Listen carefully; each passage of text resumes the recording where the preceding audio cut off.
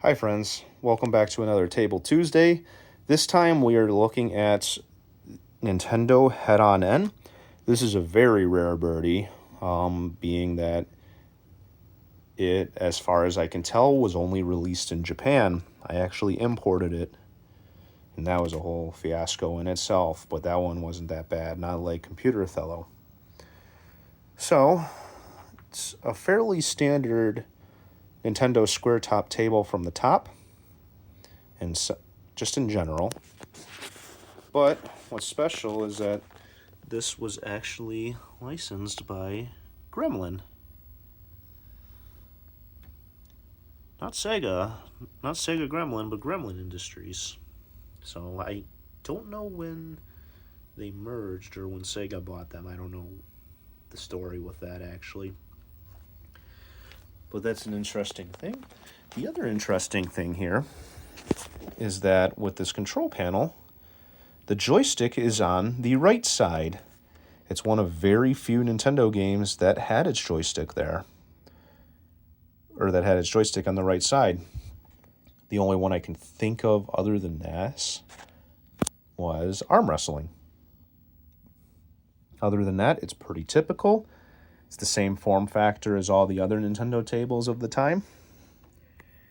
Another difference here, as you can see, the Coin Mech actually has a brushed aluminum finish instead of an anodized aluminum like their other Coin Mechs are. It does have its original sticker on it, although worn away. I don't know what it is about this blue silkscreen that just didn't play well. Speaking of the blue silkscreen, if you, for some reason, own one of these machines, be very, very careful about wiping down the control panel. This blue silkscreen is very fragile, and it'll wipe right off, depending on what kind of cleaning solution you're using. So just be very careful. Do not use paper towel. Yeah. So moving on. Normally I would show you the inside, but this time I actually have a board on the outside to show you. This is an original Nintendo Head-On N board.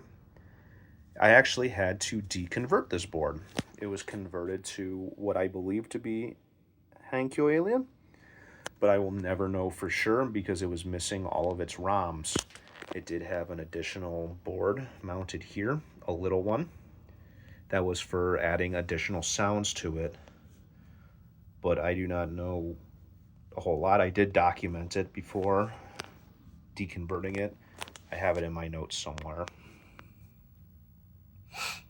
Other than that, what makes this interesting is that they actually merged the head-on soundboard and CPU section onto one board,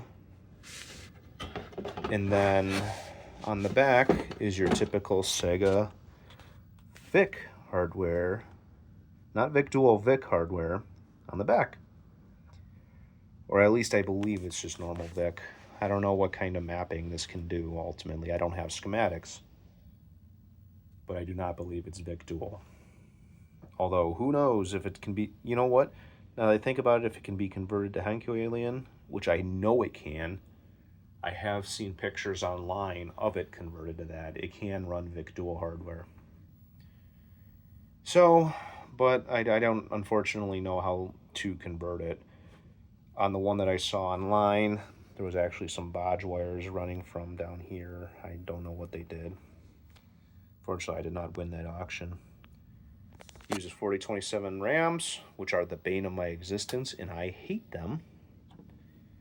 And then I have a daughter card instead of the 82708s. This board was missing its ROMs, unfortunately, and I did not have a way to program 2708s, so at the time at least. So I made this condenser board and did that. I also added switches because I wrote a free play mod and an upright mod. The free play mod you can find on my GitHub. I don't think I've released the upright mod quite yet. I think I actually found a bug with it the other day, or last time I looked at it. But I digress, I'm rambling on here. That's really all there is about this PCB. Moving on, we have the power supply. You might be thinking, well, Matt, why is this in here or here instead of in the machine? Well, this power supply has failed more than once. And each time it has failed, it has taken out all, not one, but all of the 4027 DRAM. Those chips are getting harder and harder to find and are kind of expensive now. So I am not putting up with its crap anymore. So it's a fairly unique power supply. As far as I can tell, it was only used on head-on N. Has different plugs than a normal Nintendo power supply. It has a 9-pin plug on the side. 8 pins are populated. The transformer on the inside, as far as I can tell, is unique. Because it has 4 separate windings plus the 100-volt isolation. What made the power supply kind of unique is that on top of supporting 5-volt, 12-volt, and negative 5-volt, it actually supported negative 12 volts and the 60 hertz square wave that is required for VIC hardware. So yeah. So without delaying any further, let's take a look on the inside. So you might notice that there isn't a whole lot that you haven't seen yet. Overall, this is just a Space Fever style Nintendo cabinet. This one has had some rust problems. I believe it was near the ocean. And when I got it, it had a bit of a rodent problem. If you saw my unboxing video of this table, you would have seen my shocked reaction to find a whole rat's nest on the inside of the monitor. It's actually a piece of acrylic here, so it's okay. Just I wouldn't reach your hand down there if you're not sure. So here's that unique transformer down here. It's not hooked up because I put a switcher power supply with an adapter that I designed. This adapter is there so I didn't have to hack up the harness. It also has a power on reset circuit, so it doesn't really need that 60 hertz signal. And since it's on free play, it doesn't really matter anyways. Another thing you might notice is that there's actually power coming out of the coin box. That's because I shoved a 100-volt isolation or a 100-volt transformer on the inside of that. This is a Japanese machine, so it runs on 100 volts. It can probably run on 120, but I choose to not risk that one because I like this machine. Anyway, the monitor has been painted. I sanded it down and painted it because of how rusty it was.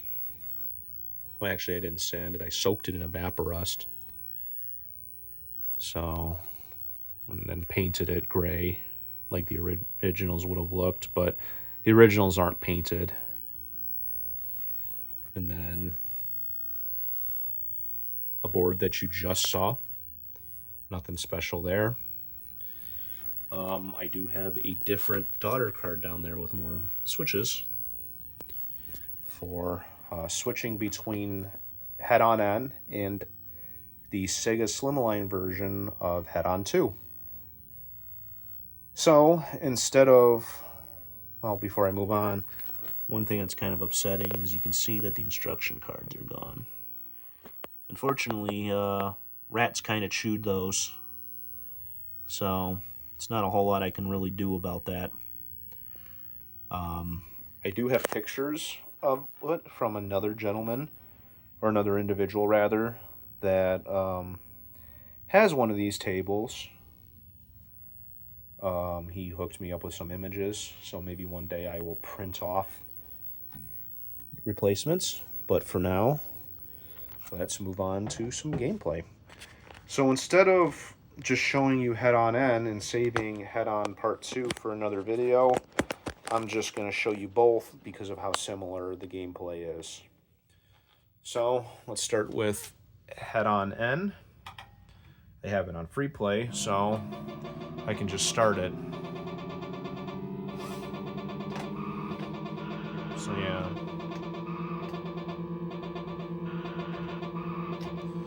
There's not really a whole lot to say about the gameplay itself. It's just head-on. It's quite a fun game, kind of a hard game. Or at least I'm not hard in the sense that I'm not very good at it. But I managed to clear the first level, so you get to see more of it, but with more cars. Oh, actually only one car spawned. Oh, right. The second car doesn't show up until later on the original version of Head-On. It just picks up speed quicker. Like, I think it does it halfway through the collection of the dots.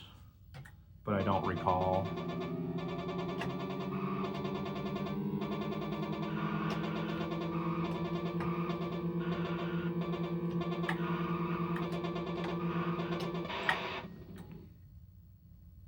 So I'm kind of just rushing to finish the game here.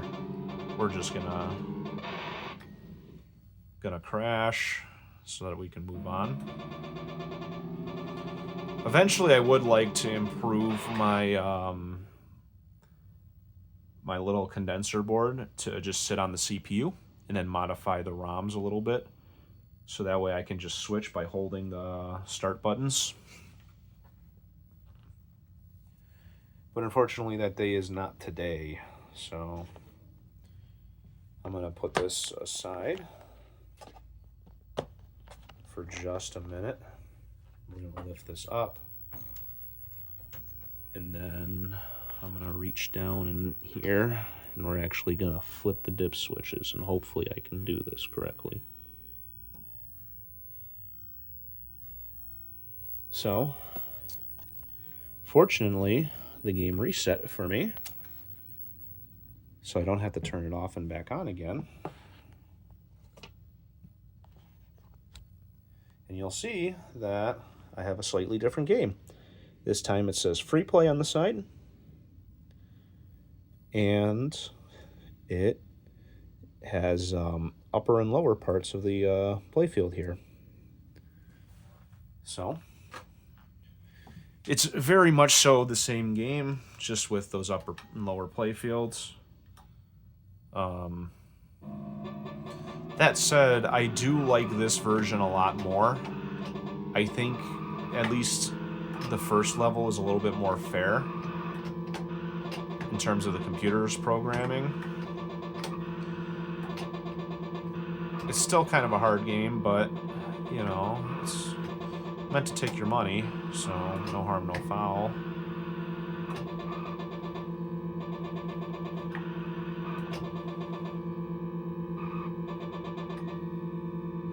Oh. I tried to be sneaky, but oops.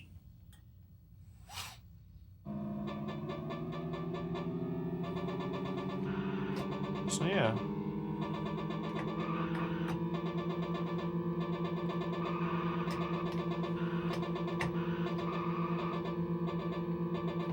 There's not really a whole lot to say about this.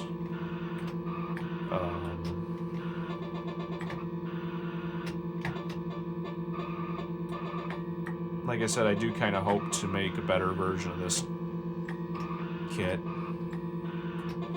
But to be honest with you, I'm not really interested in making... Ow! One down away, so close. But to be honest with you, I'm not really interested in making save kits or ROM condensers or anything like that. To me, there's no money to be made, first and foremost, since I shouldn't be selling stuff that contains other people's ROMs on it. I'm just not interested in it. I have no problem uploading patches to make these games free play, just because, you know, that's not other people's code, that's my code, because it's only the patch. But with a save kit, you kind of have to include the ROMs, although albeit modified, but it's still other people's work, and I'm just not super interested in that, to be honest with you, especially if there's money involved. Unfortunately, it's not free to make PCBs, so it's kind of why I haven't made any PCBs in a while, actually, is because it's gotten more expensive, at least on the shipping and cost of supplies front. So, but and that's kind of why I switched to just making free play mods, because I can design one of those for free and share it with the rest of the world. You can find those on my GitHub, github.com/SNESNESCube64. All the patches are available for free. Some of them even have documentation. But yeah, that's really it. That's all I have to show you today. Hope you thought this video was interesting. And I will see you on the next one. Have a good one.